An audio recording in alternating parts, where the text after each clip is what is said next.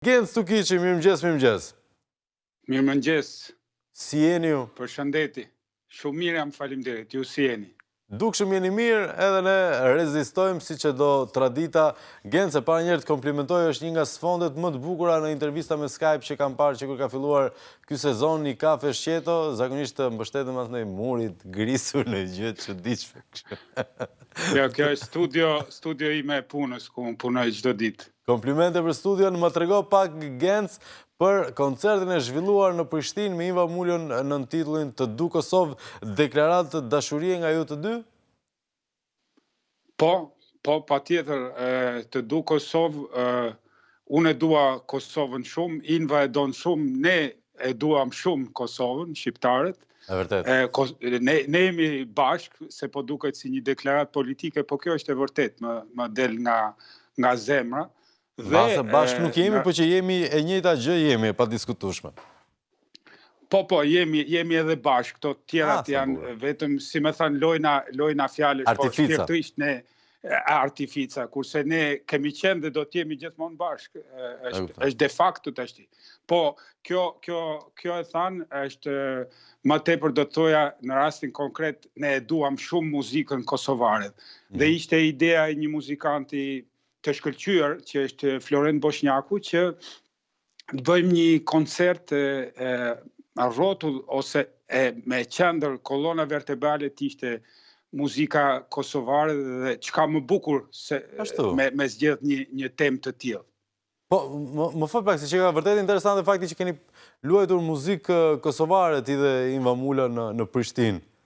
Më trego pak për repertorin, cilat këngë përzgjodhet? Nuk e dini se më dëgjon Genci? Po, tani po. Po, më falë, Flavio, se nuk të dëgjoj mirë me lidhje. Po, tani po. Ide ishte që... Po.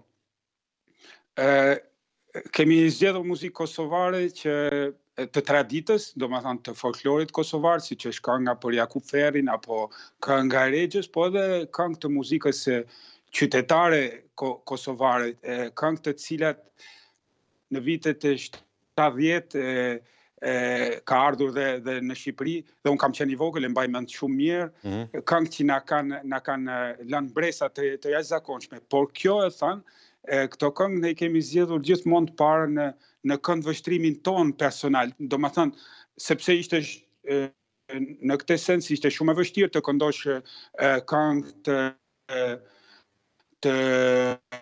Nexhmie Pagarushës, Liliana Çavollit apo Sabri Feyzullahut, por ky challenge, si më thënë, ne e morëm duke vendosur që ta shohim gjithmonë në këndvështrimin ton, duke bërë një diçka shumë personale. E kuptoj. Dhe në këtë sens, po, lutem. Jo, isha kurioz për reagimin e publikut, në fakt se vazhdon të jetë kjo marrëdhënie dashurie ndërsjellë, ne i duam shumë artistët kosovar, atje priten mirë artistët e Shqipërisë, madje ndonjëherë duket edhe paradoksale, duket sikur këtu duam dhe vlerësojmë më shumë artistët e Kosovës, ndërsa në Prishtinë ndodh analogja, pra ata kanë një dashuri më të pakufishme për artistët e Shqipërisë. Po kjo duket sikur ne jemi dy, në fakt ne jemi një, edhe dashuria është në të dy anët, nuk mund të themi më që ata na duan, ne duhemi, kjo është de facto. Do të thënë nuk mendoj më që mund të flasim, ato na duan, ne i duam, ne duhemi. Dhe në këtë përzgjedhje kishte një vështirësi, do të thoja, në thonjza, sepse nuk është e vështirë, nuk është e lehtë, më fal, të marrësh këngët e Nexhmie Pagarushës apo Feyzullahu dhe ti risjellësh në një mënyrë personale, sepse në një lloj mënyre ato i kanë vënë vulën. Por në këtë kontekst dua të them që Inva Mula ngelet, ne kemi thënë diva është një etiket që ka fituar me vite në për skenat botërore, por ajo provoi për mendimin tim personal që është vërtet një diva, është një këngëtare e jashtëzakonshme, timbri i saj, zëri i saj shumë i freskët, por ana interpretative unë isha aty dhe kam përjetuar, nuk kam fjalë të them me sa forcë ajo me sa forcë emocionale ajo i ka kënduar gjithë repertorin, ishin 13 këngë të reja, dhe do të thoja, koha do të aprovoj që ajo ky koncert, do më thënë, i Invës në anën këto këngë të interpretuara nga Inva, do të ngelen në kohë. A do të ketë një mundësi publiku i Shqipërisë ta shohat koncert, nëse do e sillni këtu, apo do të ketë një produksion televiziv? Do të donim shumë, janë gjitha këto, si me thënë, këto pengesat që nuk varet tashmë as nga ana e muzikantëve dhe artistëve, as nga ana e publikut. Është një vështirësi e koronavirusit që ne presim dita me ditë, ne kemi aktivitete pafund që na presin, por çdo gjë është e varur nga kjo vështirësi. Dhe në fakt, kurioziteti që kam Genc është në kulmin e pandemisë ky do të jetë koncerti i parë i zhvilluar në Kosovë. Më trego pak për vështirësitë e realizimit, se sidomos muzika klasike, muzika live është akoma më e vështirë, kërkon një numër më të madh stafi, njerëzish etj. Si ja dolët? Eksakt. Ky ishte koncerti i parë mbas një periudhe ndërprerje relativisht të gjatë, dhe do të thoja që nga ana e jonë, nga ana e muzikanëve, ne kishim etje për muzikë, dhe dua që patjetër të falenderoj ekipin Floren Boshnjakun, ekipin e televizionit të Klan Kosova, që në anën organizative kanë bërë një punë të shkëlqyer, dhe organizimi ishte shkëlqyer nga në mos gabojmë Klan Kosova i përket firmës Devolli, shkëlqim Devolli, çdo gjë ishte perfekte që ne të kishim mundësi të bënim muzikë. Dhe kemi bërë muzikë do të thoja në kondita ideale, fal organizimit perfekt, po do të shtoja fal mikpritjes së jashtëzakonshme kosovare, që ato e kanë gjak, do të thoja. Sa qëndruat në Kosovë për këtë koncert? Koncerti është bërë shumë shpejt, me do më punë shumë intensive me muzikantët, ishte një punë, kemi punuar me Invën me rrjetet sociale në fillim për zgjedhjen e këngëve, pastaj 2 ditë me Invën bashkë në Tiranë dhe 2 ditë me bendin në Kosovë. Do të shtoja që është një e veçantë, që është hera parë që Inva këndonte me një bend. Po. Dhe në aparencë dukej si një vështirësi, po u transformua në një kvalitet, ishte një ndjesi, nëse do mundem t'i përmend muzikantat që për mua janë të jashtëzakonshëm, që është Visar Kuçi në kitar bas, që është violinist, janë pak, prandaj dua t'i përmend. Visar Kuçi, është Festim Fanaj, Adorela Agjiaj në violonçel, Pajo në bateri, Mario Deda në klavje, dhe fantastik Valon Gashi në kitar. Paharu dhe Floren Boshnjakun patjetër. Dgjoj, Genc, mos jemi gati para një etape të re në karrierën e Inva Mulës, nga një yll i operas do të kemi një yll të muzikës lehtë ndoshta?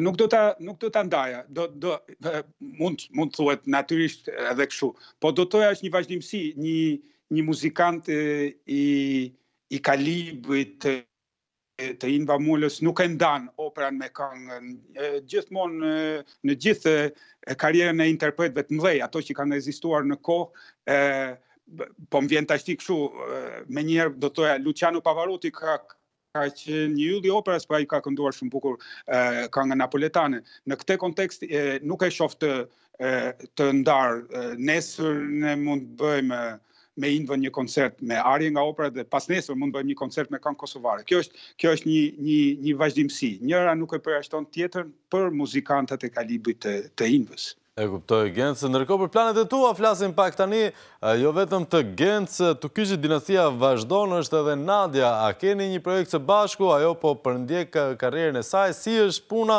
çfarë po ndodh në banesën Tukizhi?